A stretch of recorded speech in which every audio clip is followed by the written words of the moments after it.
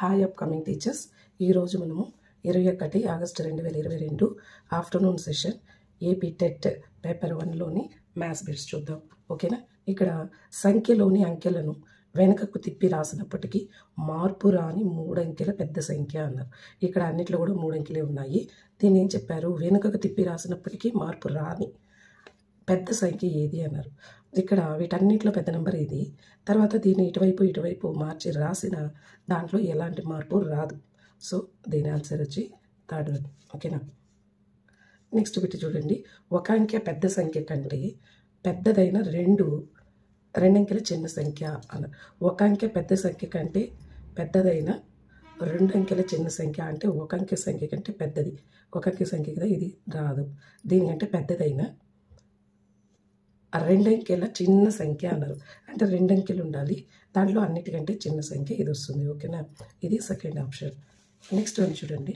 1/6 + 4/9 ఈ మొత్తాన్ని 4/3 గుణిస్తాము. దీని యొక్క గుణకార విలోమం రాయండి అన్నారు. ఫస్ట్ మనము ఈ మొత్తాన్ని కనుక్కుంటాం. వచ్చిన ఆన్సర్ని దీంతో గుణించేసి, గుణకార విలోమం అంటే ఏం లేదు, లవం హారంగా హారం లవంగా మార్చి రాస్తే దాని గుణకార విలోమం అనేది వస్తుంది. ఓకేనా. ఫస్ట్ ఈ బ్రాకెట్ లోపల ఉన్నదాన్ని కనుక్కుందాం. 1/6 + 4/9.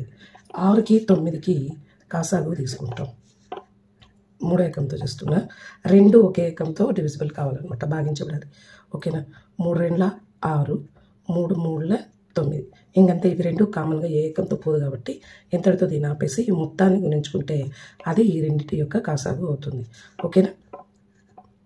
3 2 6, 6 3 18. అంటే దీన్ని 18 చేయాలి, దీన్ని కూడా 18 చేయాలి. ఇలా చేయాలి అంటే ఏం చేయాలి? ఈ 6ని 3తో గుణించుకొని 3తో భాగిస్తే కింద 18 వస్తుంది.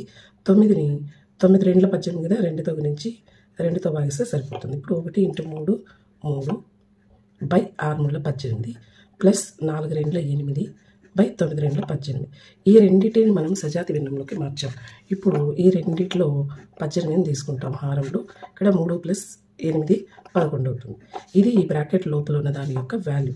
మళ్ళీ నెక్స్ట్ ఏముంది? ఈ మొత్తాన్ని 4/3 అనేది గుణిస్తాము. ఓకేనా. ఇట్లా ఇప్పుడు ఇది ఏదైనా క్యాన్సిల్ అవుతుందో చూస్తే 2 ఏకంతో 2 2 4, 2 9 18. ఓకేనా. ఇంకా ఏది కూడా క్యాన్సిల్ అవ్వదు. 11 2 22/9 3 27. ఇది మనం కనుక్కున్నాం. బట్ దాన్ని అంతటితో వదలకుండా మళ్ళీ గుణకార విలోమం అన్నారు. సో ఈ హారం లవంగా లవం హారంగా రాస్తే సరిపోతుంది. ఇదనమాట గుణకార విలోమం. ఇది ఎక్కడ ఉందో చూడండి. 27/22 థర్డ్ ఆప్షన్. ఓకేనా. నెక్స్ట్ 16 సెంటీమీటర్ల భుజం గల ఒక చతురస్రాకార కాగితం నుండి 12 సెంటీమీటర్లు × 8 సెంటీమీటర్ల దీర్ఘ చతురస్రాన్ని కత్తిరించిన మిగిలిన కాగిత వైశాల్యం ఎంత అన్నారు. ఇక్కడ 16 సెంటీమీటర్ల భుజం గల ఒక చతురస్రాకార కాగితం. చతురస్రంలో 4 భుజాలు కూడా సమానంగా ఉంటుంది. సో 16 సెంటీమీటర్ల భుజం గల అంటే 4 భుజాలు ఈక్వల్గా వచ్చేలాగా రాస్తే ఇప్పుడు ఇది 16 అవుతుంది, ఇది కూడా 16, ఇది 16, ఇది కూడా 16. 4 భుజాలు సమానం చతురస్రంలో. ఇందులో నుంచి 12 × 8 అంటే పొడవు 12 వెడల్పు 8 ఉండేలాగా ఒక దీర్ఘ చతురస్రాన్ని కత్తిరించేశారు. దీన్ని కట్ చేశారు. ఇప్పుడు ఈ మిగిలింది కదా ఈ ఖాళీగా, దీని యొక్క వైశాల్యాన్ని కనుక్కోవాలి.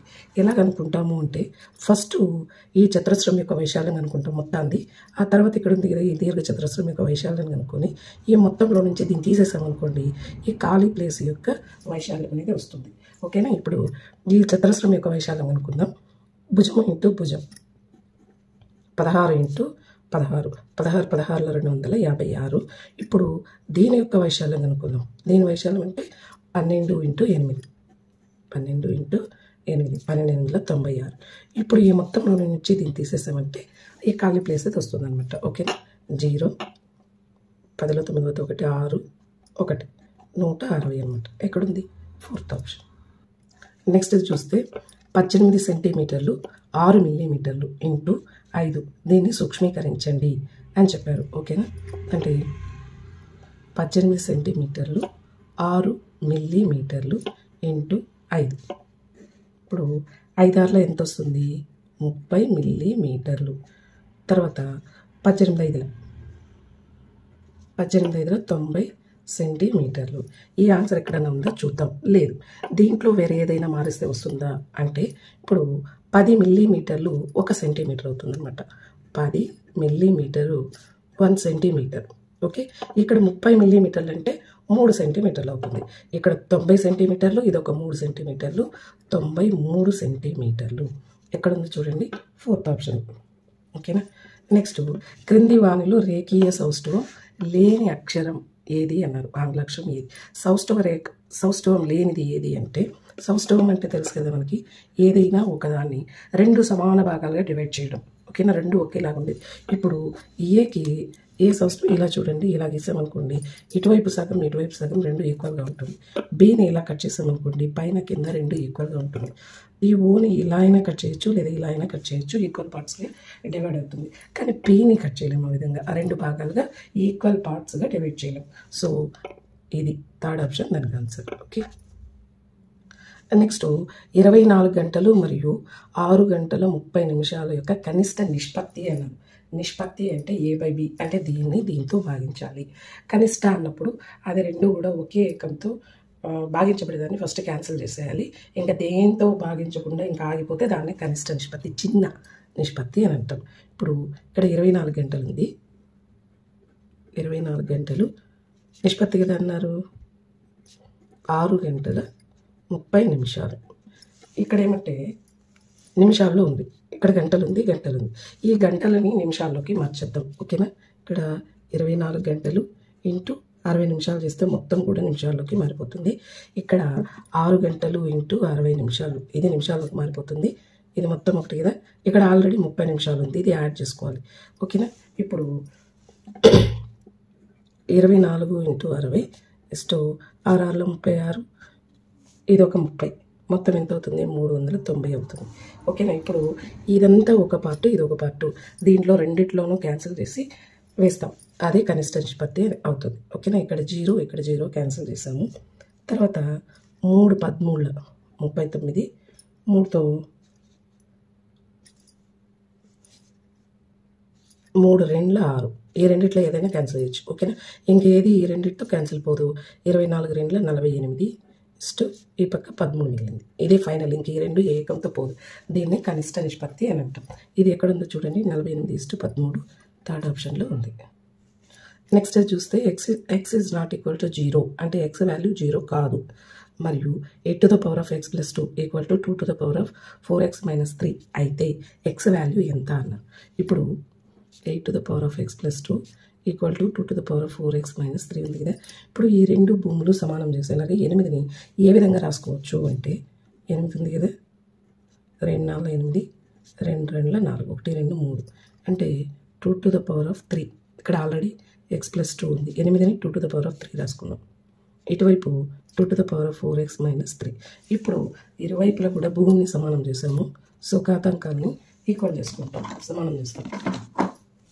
అప్పుడు ఎంత అవుతుంది, 3 × x+2 = ఇక్కడ 4x - 3 అవుతుంది.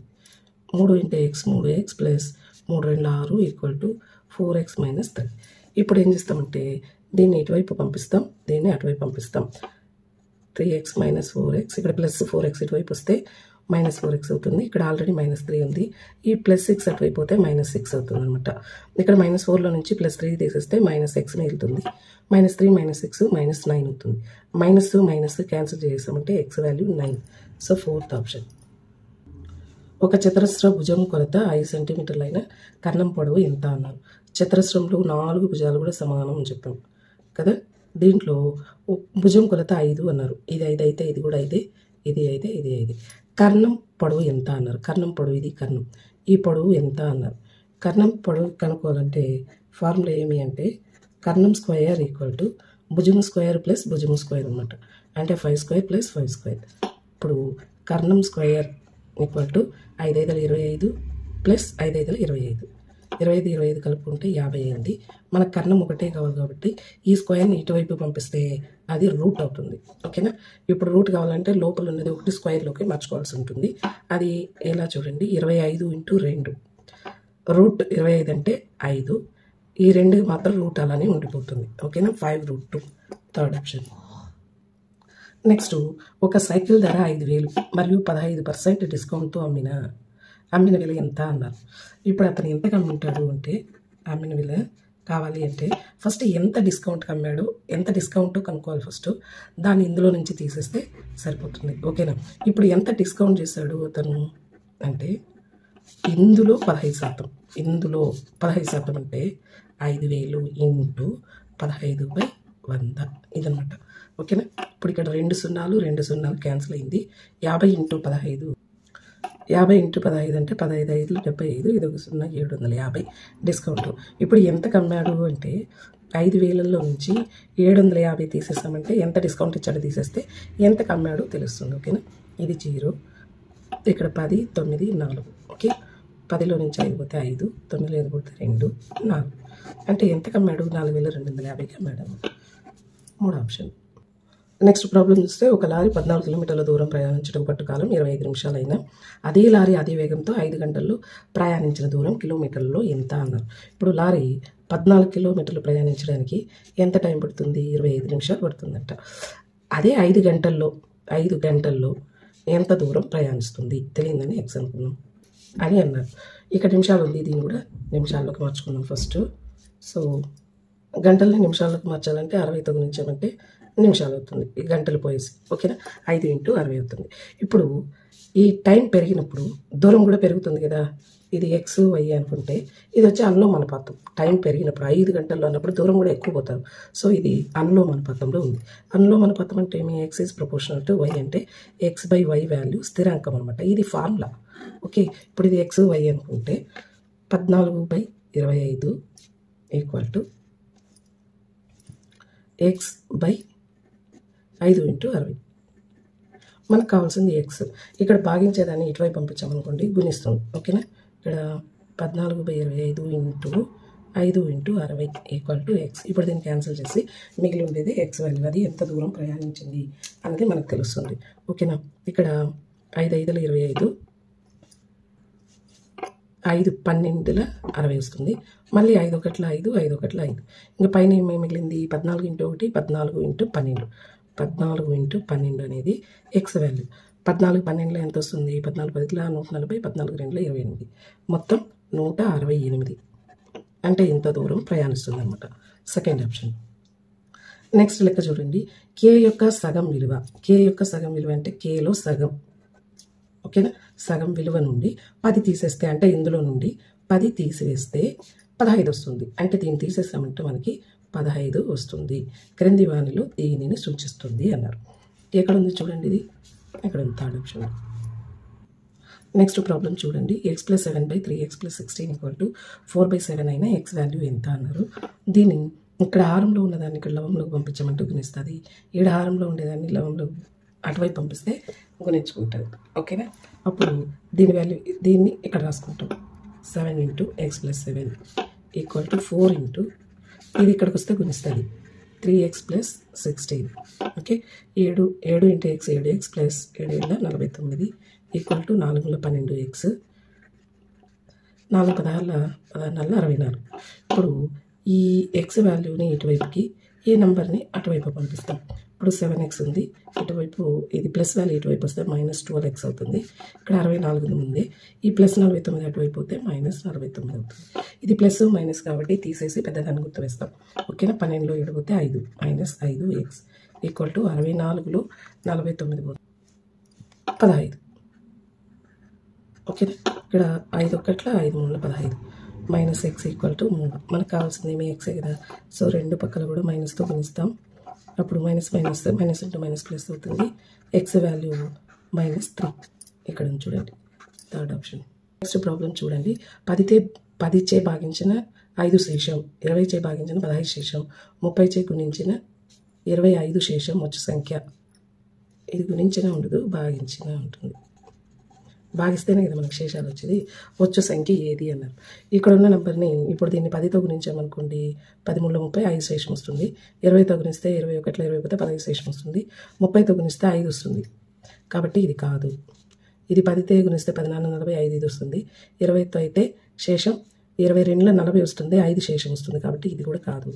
నెక్స్ట్ ఇది చూసామంటే 10 5ల 50 పోతే 5 శేషం వస్తుంది, ఇది ఓకే. 20తో గుణిస్తే 22లో 40 పోతే 15 మిగులుతుంది శేషము, ఇది కూడా ఓకే. 30తో 31లో 30 పోతే 25 మిగులుతుంది శేషం. సో దీనికి థర్డ్ ఆప్షన్ భాగిస్తే. నెక్స్ట్ 7 3/2 మీటర్ల పొడవు గల గుడ్డ ఖరీదు 12 3/4 అయిన 2 మీటర్ల గుడ్డ ఖరీదు ఎంత అన్న. ఫస్ట్ 7 3/2 ఇంత క్లాత్ రేటు 12 3/4. ఫస్ట్ దీన్ని మిశ్రమ భిన్నాన్ని అపక్రమ భిన్నంలోకి మార్చుకుంటాం. ఓకేనా? అపక్రమ భిన్నంలో మార్చడం వచ్చు కదా మీకు. ఈ 2 గుణించుకోవాలి, దీన్ని కలుపుకోవాలి, ఈ 2 గుణించుకోవాలి, దీన్ని కలుపుకోవాలి ఇలా అని. ఓకేనా? 2 × 14 ఇది ఒక 3 17. ఈ హారం అట్లే ఉంటుంది 17/2. 12 48 49 50 51/4. ఇప్పుడు ఇన్ని మీటర్ల గుడ్డ ఖరీదు ఇంత అన్నారు. ఇప్పుడు మనం 1 మీటరే అనుకుందాం. ఇది వచ్చి ఏక వస్తు పద్ధతి ఈ మెథడ్. ఓకేనా? 1 మీటర్ అన్నప్పుడు ఇది దీంతో భాగిస్తుందంట, దీన్ని దీంతో భాగించాలి 51/4. ఈ భిన్నాలు ఎప్పుడు కూడా భాగాహారంలోకి వచ్చినప్పుడు ఈ హారం అనేది లవంలోకి, లవము హారంలోకి వస్తుంది. ఇది 1 మీటర్ ఖరీదు అవుతుంది అనమాట. ఓకేనా?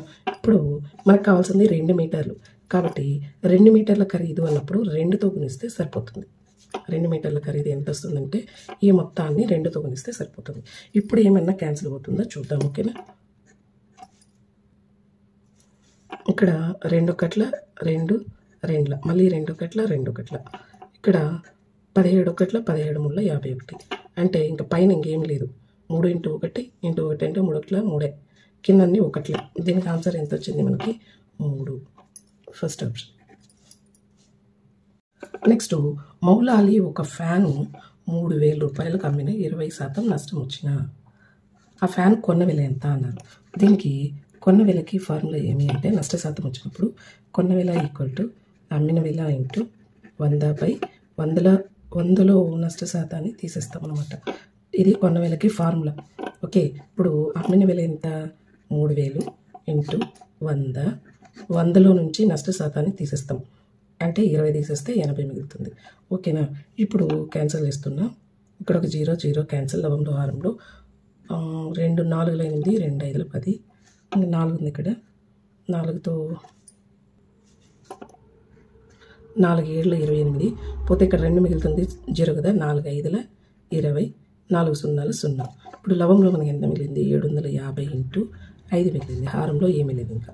సో ఈ 2 గుణిస్తే వచ్చేదే మనకు ఆన్సర్. 5 0 0 5 5 25 5 7 35 ఇది ఒక 2 37 3750.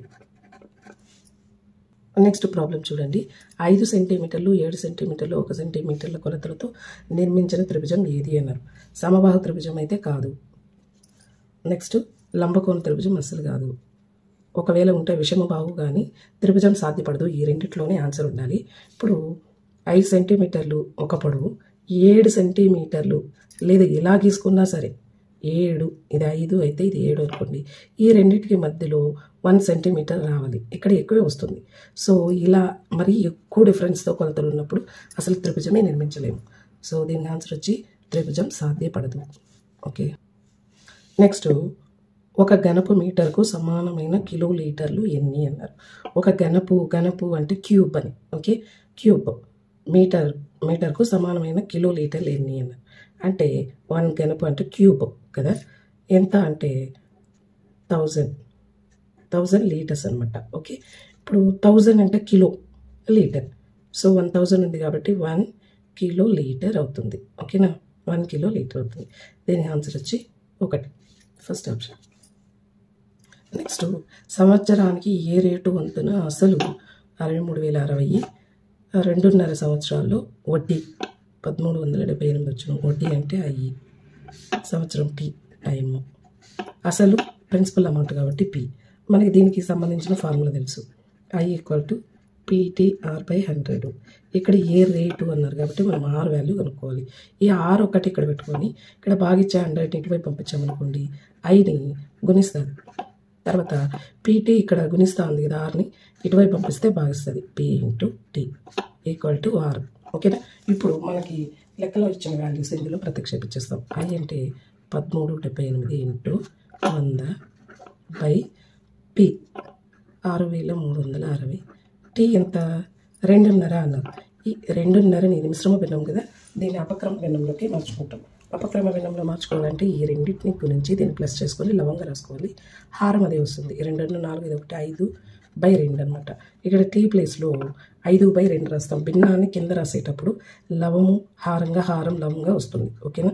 ఈ లవం అనేది ఇక్కడ హారంలో ఉంటుంది, ఈ హారం లవంలోకి వెళ్తుంది. ఓకేనా? ఇప్పుడు ఇది ఏదైనా క్యాన్సిల్ అవుతుందేమో చూస్తాము. ఓకేనా? ఇక్కడ వచ్చి 0, ఇక్కడ లవంలో 0, తర్వాత 5 ఒకట్ల 5 రెండుల, ఇప్పుడు 2 ఒకట్ల 2 3 6, 2 ఒకట్ల 2 పోతే ఇంక 16 ఉంటుంది, 2 ఎనిమిదిల 16, మళ్ళీ 2 ఒకట్ల 2, ఇక్కడ 1 ఉంటుంది 11 కదా, 2 5ల 10, 11లో 10 పోతే ఇంకొకటి 18 ఉంటుంది, 2 9ల 18. ఇంకా పైన ఏమీ మిగలేదు. ఎంత? 1378/159 మిగిలింది. అంటే 1378ని 159తో భాగించుకోవాలి. ఓకేనా? ఇక్కడ వేస్తాను చూడండి, 159తో భాగించాలి 1378. ఓకేనా? 159 8ల 1272 వస్తుంది. దీన్ని సబ్ట్రాక్ట్ చేసినామంటే 8 2 6 0 1. ఇది ఫైనల్. 8 106 ఇది కిందికి వస్తుంది అనమాట, 159. ఓకేనా? ఇప్పుడు దీన్ని క్యాన్సిల్ చేస్తే 53 3ల 159, 53 2ల 106, అంటే 8 2/3 అనేది మనకు వచ్చిన ఆన్సర్. 8 2/3 third option. నెక్స్ట్ 1 10 11 20 21 30 అన్నది ఈ రకమైన తరగతి అంతరాలు అన్నారు. అంటే 1 10 11 20 21 30 ఈ విధంగా ఉండేది ఏ తరగతి అంతరాలు అన్నారు. అంటే ఈ రెండు ఈక్వల్గా లేదు కాబట్టి ఇది విలీన తరగతి అంతరాలు అనమాట. దీనికి సెకండ్ ఆప్షన్ వస్తుంది. ఓకే, నెక్స్ట్ ప్రాబ్లం చూస్తే లంబకోణ త్రిభుజాలు వరుసగా, ఇది లంబకోణ త్రిభుజం. ఓకేనా? ఇందులో దాని భుజాలు వరుసగా ABC అనుకుంటే ఇక్కడ C కర్ణమైన త్రిభుజ వైశాల్యం ఎంత? మన త్రిభుజ వైశాల్యం ఆఫ్ భూమి ఇంటూ ఎత్తు కదా, భూమి ఇంటూ ఎత్తు BA లేదా AB. ఓకేనా? ఇదనమాట ఈ కర్ణానికి సూత్రం ఆఫ్ AB. ఇక్కడ ఉంది ఫస్ట్ ఆప్షన్. 135 మీటర్ల దూరంను 10 సెకండ్ల సమయంలో చేరాలంటే కావాల్సిన వేగం ఉన్నది. మనకి వేగంకి సూత్రం తెలుసు, వేగం ఈక్వల్ టు దూరం బై కాలం. ఓకేనా? ఇప్పుడు మనకి వేగం వల్ల అడిగింది. దూరం ఎంత? 135 మీటర్లు బై కాలం ఎంత? 10 సెకండ్లు. ఓకేనా? ఇప్పుడు 5తో 5 2ల 10, 5 2ల 10, 5 7ల 35, 27/2 ఆన్సర్లు లేదు. 27ని 2తో భాగిస్తాం. ఓకేనా? 2 13ల 26 పోతే 1 మిగిలింది, పాయింట్ పెట్టుకొని 0, 2 5ల 10, 13.5. ఓకేనా? మీకు వేగం దూరం కాలానికి సంబంధించిన ఫార్ములా చెప్తాను, దాన్ని గుర్తుపెట్టుకోండి. రేపు ఎప్పుడైనా దీనికి రిలేటెడ్గా వచ్చినప్పుడు మీకు కన్ఫ్యూజ్ లేకుండా ఉంటుంది. ఓకేనా? ఇక్కడ చూడండి, ఈ త్రిభుజంలో డిఎస్టి. ఇప్పుడు డి అంటే డిస్టెన్స్, ఎస్ అంటే స్పీడ్, టీ అంటే టైం. ఓకే, మనకి స్పీడ్కి కావాలనుకో డిస్టెన్స్ బై టైం, దూరం బై కాలం. ఒకవేళ టైం కావాలనుకో డిస్టెన్స్ బై స్పీడ్. ఒకవేళ డిస్టెన్స్ కావాలంటే స్పీడ్ ఇంటూ టైం. ఈ ఫార్ములాని గుర్తుపెట్టుకున్నారంటే D/ST. ఇది గుర్తుపెట్టుకున్నారంటే ఇది ఈజీగా మీకు దూరం అడిగినా, కాలం అడిగినా, వేగం అడిగినా చేయడానికి ఛాన్స్ ఉంటుంది. ఓకేనా? ఒక భుజం మరియు ఒక ఆసన్న కోణం కొలతలు ఇచ్చిన క్రింది వానలు దేనిని నిర్మించగలమన్నారు. దీనికి వచ్చి రాంబస్. ఓకేనా? లాస్ట్ ప్రాబ్లంకి వచ్చేసాము. మీ అందరికీ నా వీడియోస్ నచ్చుతున్నాయి అని అనుకుంటున్నా. నచ్చితే మాత్రం తప్పకుండా సబ్స్క్రైబ్ చేసుకోండి. తర్వాత వీడియోని కంప్లీట్గా చూడడానికి ట్రై చేయండి. అప్పుడుదా మీకు మ్యాథ్స్ పైన ఒక పట్టు అనేది వస్తుంది. ఓకేనా? నెక్స్ట్ ప్రాబ్లం చూద్దాం. ఏబి రేఖ మధ్యలో ఒక బిందువు C నుంచి కిరణం CXను గీయగా ఆ కిరణాలు C వద్ద ఏబితో చేయు కోణాలు వరుసగా 5x + 10 డిగ్రీస్ మరియు 70 డిగ్రీస్ అయిన x విలువ ఎంత? ఇప్పుడు ఏబి అనే ఒక రేఖ ఉంది, ఏబి అనుకుందాం. దీని మధ్యలో ఒక బిందువు C అనే బిందువు అన్నారు. ఇక్కడ C బిందువు నుంచి CX అనే ఒక కిరణం, ఎట్లయినా తీసుకోవచ్చు. ఇది CX అనే ఒక కిరణం, దీన్ని గీయగా C వద్ద ఈ ఏబి చేయు కోణాలు అంటే ఇటువైపు 5x + 10 డిగ్రీస్ అనుకుందాం, ఇటువైపు 70 డిగ్రీస్ అయినా x వాల్యూ ఎంత అన్నారు. ఇట్లా ఈ సరళ రేఖ పైన ఒక బిందువు వద్ద చేయు కోణం ఎంత? 180 డిగ్రీలు కదా. సో ఈ రెండింటిని కలుపుకుంటే 180 డిగ్రీలు రావాలి. అంటే 5x + 10 + 70 = 180 రావాలి. దీనికి సమానం. ఓకే, ఇప్పుడు 5x ఇది రెండు యాడ్ చేసుకుంటే +80 = 180. ఇది ఒకటి ఇక్కడ పెట్టుకొని ఈ +80 అటువైపు పంపించామనుకో -80 అవుతుంది. 180లో 80 తీసేస్తే 100, ఇటువైపు వచ్చి 5x ఉంది. 5 ఒకట్ల 5 2 10, 5 0 0. అంటే x వాల్యూ ఎంత వచ్చింది మనకి అంటే 20 డిగ్రీలు. Second option. నచ్చంటే లైక్ చేయండి. ఓకేనా? Thank you all of you.